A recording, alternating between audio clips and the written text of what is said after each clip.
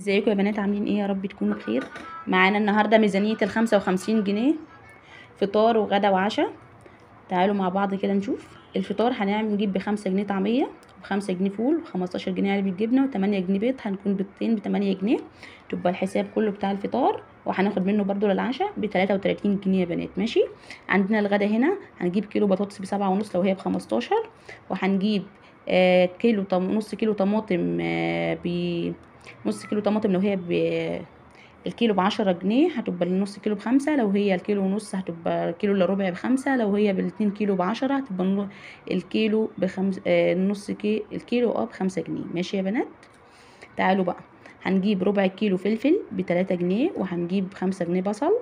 هنعمل الفطار زي ما قلنا: طعمية وفول وحتة جبنة وايه وبيضة. نعملها ايه؟ شكشوكة. هناخد لها مثلا بصلاية مع قرن فلفل مع حباية طماطم، وهنعمل ايه؟ طبق شكشوكة محترم بيضة يا بنات، وهيمشي الدنيا وهتبقى زي الفل.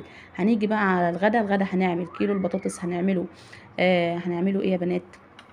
هنعمل صينيه بطاطس بالصلصه، وهنعمل جنبها رز بشعريه وشويه مخلل. ماشي يا بنات. والعشاء هنجيب الجبنه اللي باقيه من الفطار، وعندنا برضو بيضه باقيه من الفطار. هناخد لها برضو حبايه طماطم او قرن فلفل برضو عشان نعملها للعشاء. وعندنا هنا ايه؟ طبق بطاطس محمره، طبق بطاطس مهروسه. يعني ممكن ناخد بطاطسيه من هنا نسيبها للعشاء، نسلقها ونهرسها عليها كمون وملح، وهتبقى زي الفل. هنا يا بنات الحساب هنا بتاع الغدا مكلفني 20 جنيه ونص بالظبط. تبقى هنا 20 جنيه ونص، وهنا 33 جنيه. تبقى الحساب كله 53 جنيه ونص. هيتبقى معاكي جنيه ونص كمان.